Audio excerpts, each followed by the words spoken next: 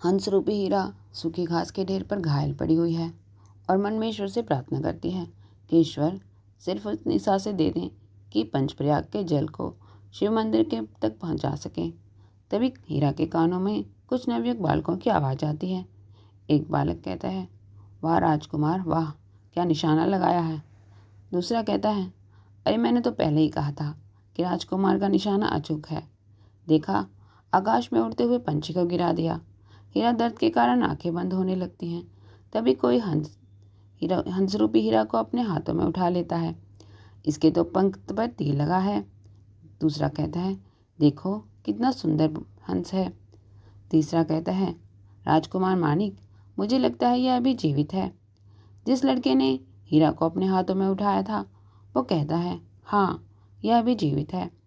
दूसरा लड़का कहता है, पर राजकुमार मानिक, ये इसकी गर्दन पर क्या है। मानिक का नाम सुनकर हीरा अपनी आंखें खोलकर देखती है और मन में सोचती है कि कहीं ये निषाद राजकुमार मानिक तो नहीं। मानिक हीरा के पंखों पर प्यार से हाथ फेरता है और धीरे से उसके पंख को लगा तीर निकालता है। हीरा दर्द से कराहने को होती है पर अपनी आवाज़ को अपने गले में ही दबा लेती है। मानिक कहता है, मैं घर जाकर इसका उपचार करता हूँ, और ये कहकर जाने लगता है। तभी एक लड़का कहता है, अरे राजकुमार, इसके गले में क्या बंधा है, ये तो देख लो। मानिक कहता है, बाद में, पहले मैं इसके उपचार की आवश्यकता है। देखो, दर्द के कारण इसकी आंखों से अश्रु बह रहे हैं। और ये कहकर मानिक जाने लगता है और फिर क्षण के लिए रुककर अपने मित्रों की तरफ देखते हुए कहता है, इसके बारे में पिताजी को कुछ मत बताना, नहीं तो पिछली बार की तरह वो इसकी भी बलि दे देंगे। एक मित्र कहता है, पर मानिक, अगर निषाद राज ने पूछा कि तुम शिकार से क्या लेकर आए तो। मानिक कहता है, तो कह देना आज कोई शिकार हाथ नहीं लगा। और ये सुनकर हीरा का संदेह यकीन में बदल जाता है कि ये वही निषाद राजकुमार है, मानिक है। मानिक हीरा को अपने हाथों में उठाए प्यार से सहलाता हुआ अपने घर की तरफ जाता है। रास्ते में मानिक हंस से बात करता है, तुम चिंता मत करना, मेरे पास पिताजी की दी हुई चमत्कारी औषधि है जिसको लगाने से घाव एक क्षण में ही ठीक हो जाते हैं। देखना, औषधि लगाने से तुम बिल्कुल स्वस्थ हो जाओगे। और तुम आवाज़ मत करना, वरना पिताजी को पता चल जाएगा कि मैं वन से शिकार करके आया हूँ। घर आने पर मानिक दरवाजा को जरा सा खोलकर इधर उधर देखता है, पर घर पर कोई भी नहीं होता। मानिक कहता है, लगता है पिताजी कहीं बाहर गए हैं। और फिर घर के अंदर भाग कर जाता है और अपने कक्ष में जाकर जल्दी से दरवाज़ा बंद कर देता है और हंस को बिस्तर पर लेटा देता है और कहता है, तुम यहीं रुको, मैं औषधि लेकर आता हूँ।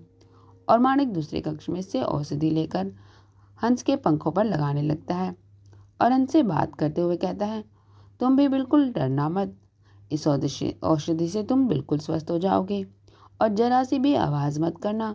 अगर मेरे पिताजी को तुम्हारे बारे में पता लगा तो रात को वो तुम्हारी बलि दे देंगे। तुम्हें पता है, पिताजी रात को रोज एक जीव की बलि देते हैं और अगर कोई पशु पक्षी ना मिले तो वह नर बलि देते हैं और बलि देने को मुझसे कहते हैं। मुझे ऐसे किसी को मारना बिल्कुल भी नहीं अच्छा लगता, पर अगर मैं पिताजी की बात नहीं मानता तो मुझे दंड देते हैं। पता है, एक दिन पिताजी ने जब कोई बलि नहीं मिली तो उन्होंने माँ की बलि दे दी। और ये कहकर मानिक रोने लगता है, पर तुम चिंता मत करना, मैं तुम्हें छुपा कर रखूँगा, वो तुम्हें देख नहीं पाएंगे। औषधि लगाने के बाद एक कटोरे में मानिक पानी भर कर लाता है और हंस के सामने रखता है और कहता है, लो इसे पी लो, इसको पीने के बाद तुम्हारे घाव तत्काल ठीक हो जाएंगे। हंस रूपी हीरा जो उसकी बातों को ध्यान से सुन रही थी, मन में सोचती है, ये कितना मासूम है और इसके पिता इसे हैवान बनाना चाहते हैं। मानिक कहता है, सोच क्या रहे हो, ये पानी पी लो, डरो नहीं, अभी पिताजी नहीं आएंगे, वो सूरज ढलने के बाद ही आएंगे। सूर्य अस्त होने के बाद सुनकर हीरा को याद आता है कि उसे पंचप्रयाग का जल लेकर सूर्य अस्त होने से पहले शिव मंदिर पहुंचना है। हीरा जल्दी से पानी पीती है, जिसका घाव उसी क्षण ठीक हो जाता है। घाव ठीक होने पर हीरा पंख फड़फड़ाने लगती है।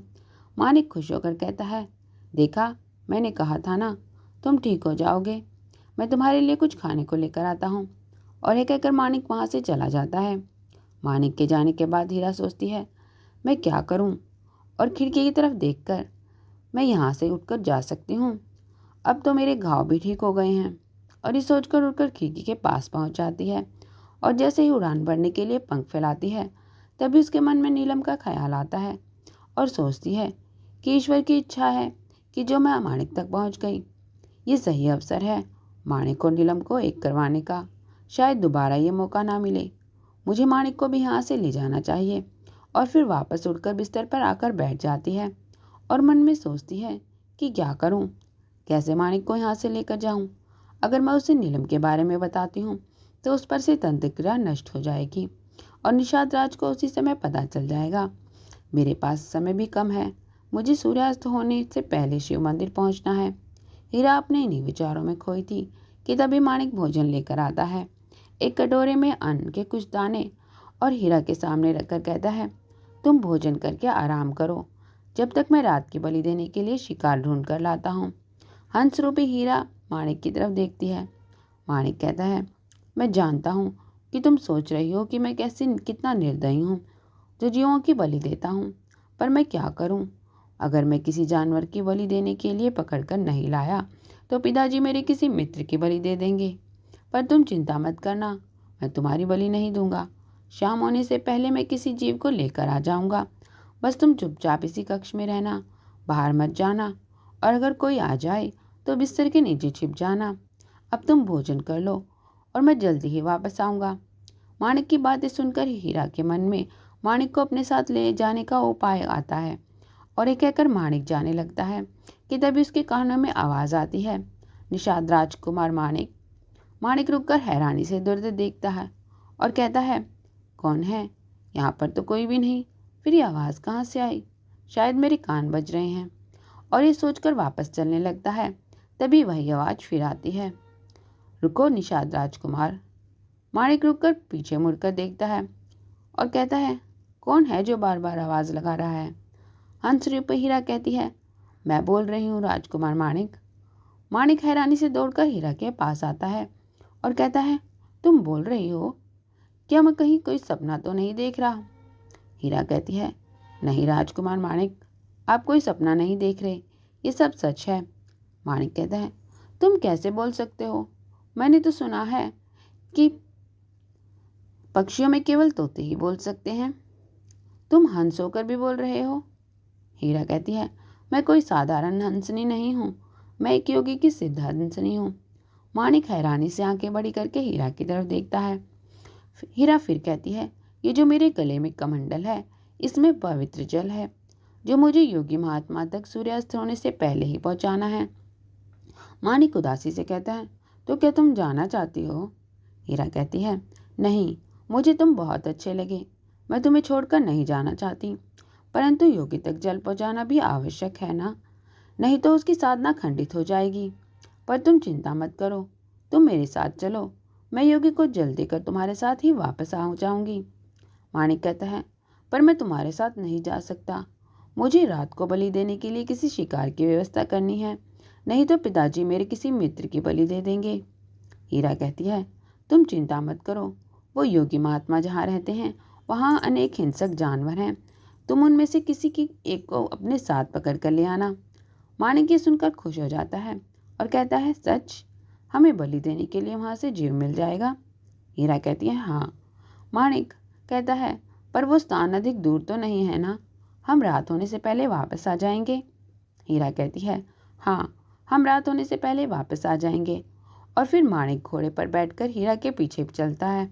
आकाश में उड़ती हुई हंस रूपी हीरा माणिक को मार्ग दिखाती है और तेज गति से चलते हुए दोनों घोड़े थोड़ी देर में शिव मंदिर में पहुंच जाते हैं। सूर्यास्त होने के कुछ समय में ही शेष होता है। शिव मंदिर में नागराज पन्ना के पिता महाराज, जिसने पन्ना ने सारी बातें बता दी थी, नीलम और सर्परूप लाल और हीरा शहजादी का इंतजार कर रहे होते हैं। हीरा उड़ती हुई मंदिर के प्रांगण में आती है। उसे देखकर सब खुश हो जाते हैं। नीलम और पन्ना दौड़कर हीरा के पास आते हैं। पन्ना हीरा को गले से लगाकर कहती है, दीदी, आप समय पर जल लेकर आ गई, और उसके गले से में जल का कमंडल निकालती है। नीलम भी खुश होती है और अपनी कमर में बंधी पोटली से बबूत निकालकर हीरा पर मंत्र पढ़कर फेंकती है। तो हीरा पुनः मनुष्य रूप में आ जाती है। हीरा नीलम से कहती है, तुम्हारे लिए मैं कुछ लेकर आई हूँ। तभी घोड़े पर सवार माणिक मंदिर में प्रवेश करता है। माणिक की तरफ इशारा करके हीरा कहती है, वो देखो। नीलम हैरानी से माणिक की तरफ देखती है। माणिक को देखकर उसकी आंखों से आंसू आ जाते हैं और फिर हीरा की तरफ देखती है और हीरा मुस्कुराकर हाँ में सिर हिलाती है और कहती है, जाओ। नीलम माणिक के सामने आ जाती है। माणिक नीलम को हैरानी से देखता है और याद करने की कोशिश करता है और बिना पलक झपकाए उसकी तरफ देखता रहता है। नागराज हीरा के पास आकर कहते हैं, पुत्री, सूर्यास्त होने से पहले लाल को पंचप्रयाग के जल से स्नान कराना है। तो हीरा ठीक है कहकर मंदिर में प्रवेश करती है। लाल शिवलिंग की परिधि के नीचे बैठता है और पन्ना और हीरा दोनों कलश से जल से शिवलिंग का अभिषेक करती हैं, जिसका जल परिधि से होकर नागरूप धारी लाल पर गिरता है। नागराज मंत्रोच्चारण करते हैं और कुछ देर में ही लाल पुनः मनुष्य रूप में आ जाता है, जिसे देख पन्ना और हीरा दोनों खुश होती हैं। हीरा लाल के सामने आकर हाथ जोड़कर कहती है, मुझे माफ़ कर दो लाल, मैंने आपकी बात मना करने पर भी मैंने अपनी हट नहीं छोड़ी, आपकी आज्ञा की अवहेलना करी। और ये कहकर लाल के चरण पकड़ने लगती है तो लाल उसके कंधे से पकड़कर रोकते हुए कहता है, नहीं हीरा, आप माफ़ी मत मांगो, जो कुछ होता है वो प्रभु की इच्छा से होता है। और ये कहकर हीरा को गले से लगा लेता है। दूर खड़ी पन्ना ये सब देखकर मुस्कुराती है तो लाल उसे भी इशारा करके अपने पास बुलाता है। पन्ना दौड़कर लाल शहजादे के करीब आती है और लाल पन्ना को भी गले लगा लेता है और बारी बारी से दोनों का माथा चूमता है। इधर मंदिर के प्रांगण में माणिक और नीलम आमने सामने खड़े हैं।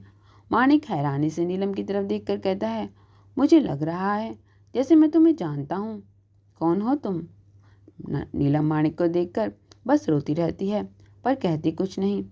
तभी नागराज कमंडल लेकर उसके पास आते हैं और उसमें बचा जल हाथ की अंजलि में लेकर मंत्र पढ़कर माणिक के ऊपर फेंकते हैं, जिससे माणिक एक पल के लिए चौंक जाता है और फिर अगले ही पल उसकी स्मृति में वो सब दृश्य दौड़ने लगते हैं जो उसने नीलम के साथ बिताए थे। वो सब बातें याद आने लगती हैं। आंखों से आंसू की धारा बहती है। सब कुछ याद आने पर माणिक नीलम की तरफ देखकर कहता है, नीलम, तुम कहाँ चली गई थी? और फिर उसके गले लगकर रोने लगता है और कहता है, अब मुझे छोड़कर कभी मत जाना। नीलम भी उसे अपनी बाहों में भरकर रोती है और फिर कहती है, मुझे माफ़ कर दो माणिक, अब मैं तुम्हें कभी छोड़कर नहीं जाऊंगी। सब नीलम और माणिक के पास आ जाते हैं और माणिक अगले ही पल बेहोश होकर नीचे गिरने लगता है। तो नीलम उसे संभालती है पर नाजुक सी नीलम बलिष्ठ शरीर के माणिक को गिरने से रोक नहीं पाती। तभी नागराज और लाल दोनों माणिक को पकड़ लेते हैं और नीचे गिरने से रोकते हैं। माणिक पर से तंत्र क्रिया का नष्ट होते ही निषाद राज को ज्ञात हो जाता है। निषाद राज के साधना क्षेत्र में चंडिका की मूर्ति के सामने रखा दीपक अपने आप बंद हो जाता है। निषाद राज जो ध्यान में बैठा था आंखें खोलकर देखता है, गुस्से में चिल्लाकर कहता है, नहीं, मेरी बरसों की मेहनत ऐसे बर्बाद नहीं हो सकती। कौन है वो जिसने मेरी करी हुई क्रिया की काट करी? इधर राजमहल में माणिक बिस्तर पर लेटा है और नीलम, हीरा, पन्ना, लाल, पन्ना के पिता उसके पास खड़े हैं।